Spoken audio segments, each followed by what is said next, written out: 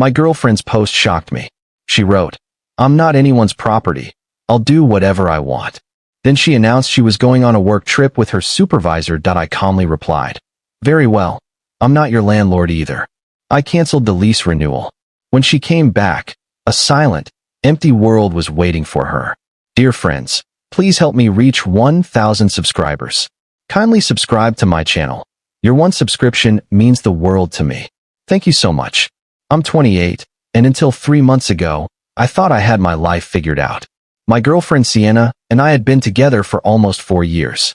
We met at a mutual friend's birthday party, hit it off immediately, and within 6 months she'd moved into my apartment. I owned the place outright, inherited it from my grandmother, and paid off the remaining mortgage with money I'd saved working in software consulting. Sienna worked in marketing for a mid-sized tech company. She made decent money, but rent in our city was brutal, so living with me rent-free was a pretty sweet deal for her. I never made her feel bad about it. Never threw it in her face. She helped with groceries sometimes, paid for dates here and there. I figured we were building something together. That's what you do when you love someone, right? Everything changed on a Tuesday evening in late July. I was working from home, wrapping up a client call, when I saw Sienna's Instagram post pop up on my phone. The caption read, "I'm not anyone's property. I'll do whatever I want."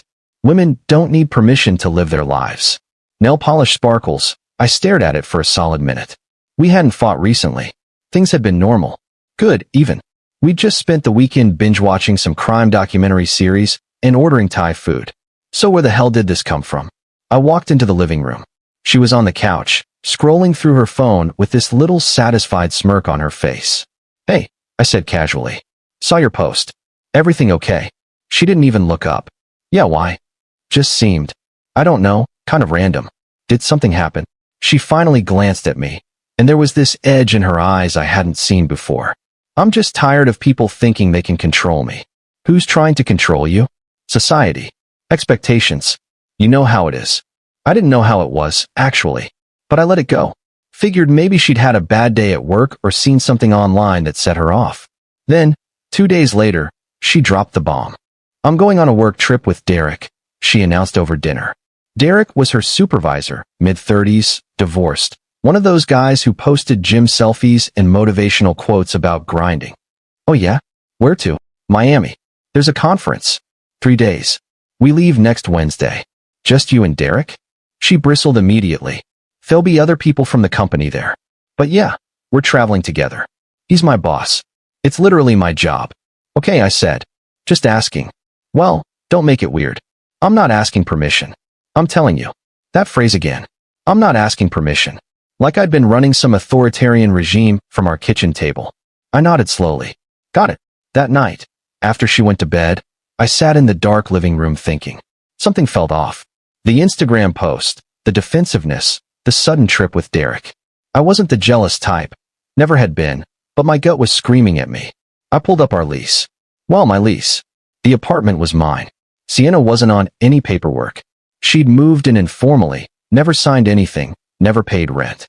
Legally, she was just there. The lease renewal deadline was coming up in 2 weeks. I'd been planning to renew automatically like I always did. But now, I opened my laptop and sent a calm, professional email to my property management company.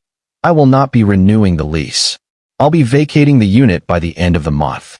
Then I replied to Sienna's Instagram post with a comment. "Very well, I'm not your landlord either."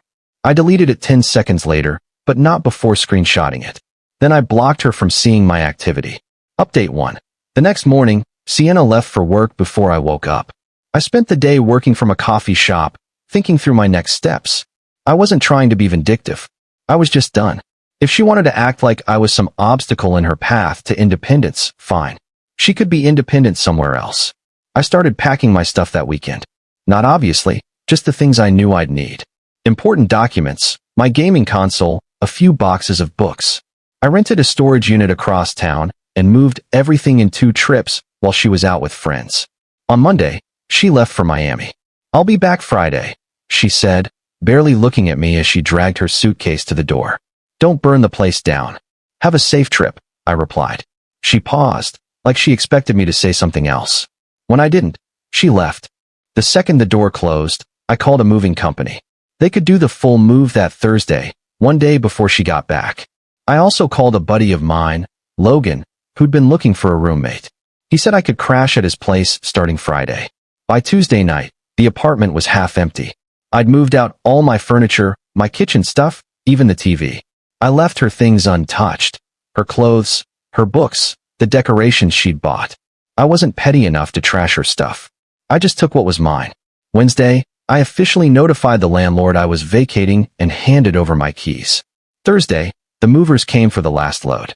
I walked through the empty apartment one final time, feeling nothing but relief. I left her a note on the kitchen counter. Sienna, the lease is up. I've moved out. Your belongings are still here, but the apartment reverts to the landlord on the 31st. You'll need to make arrangements. Take care. Then I left. Update 2.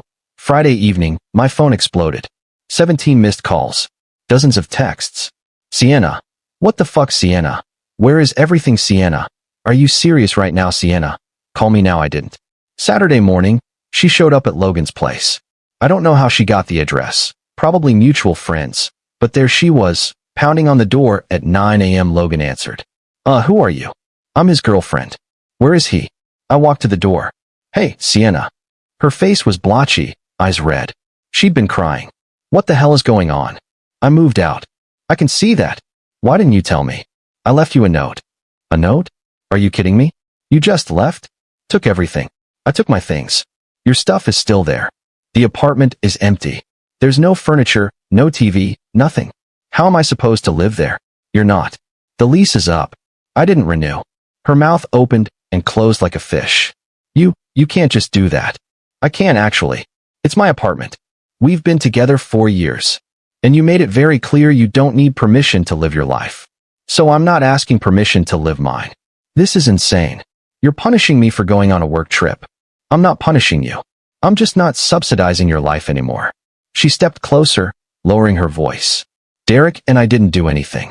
It was just a conference. I didn't ask. Then why?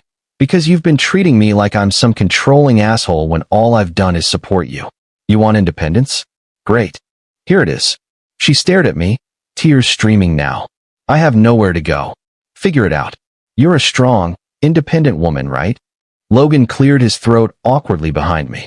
Sienna looked at him, then back at me, and something in her expression shifted from desperation to anger. You're going to regret this, she hissed. Maybe, but I doubt it. She left. Update 3. Over the next 2 weeks, I heard through mutual friends that Sienna had moved in with her coworker, Jade. Apparently, she'd been telling everyone I abandoned her and left her homeless. A few people reached out to me, asking what happened. I kept it simple. We grew apart. I moved out. She'll be fine. Most people seem to buy it. A couple of her closer friends sent me angry messages calling me heartless. I didn't respond. Then, about 3 weeks after the move, I got a message from Derek's ex-wife, Monica. Monica, hey, you don't know me, but I think we need to talk. She sent me screenshots. Messages between Sienna and Derek, dating back 4 months. Nothing explicitly sexual, but close. Lots of late-night texts. Inside jokes. A photo of them at a bar, her hand on his chest. Monica, they've been hooking up since June. I found out when I checked Derek's phone. We've been trying to reconcile, but he's been lying to me. I thought you should know. I thanked her for the heads up. She didn't know me anything, but I appreciated it. I didn't confront Sienna. What was the point?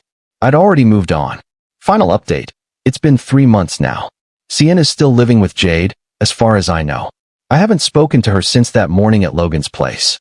Derek apparently got demoted after HR found out about the relationship, company policy and all that. Monica divorced him. Sienna's Instagram has gone quiet. No more empowerment posts. Me? I'm doing great. Logan and I get along well. I've been hitting the gym, picked up rock climbing, even started dating someone new, a graphic designer named Callista I met through a friend. She's got her own place, her own life, and zero interest in playing games.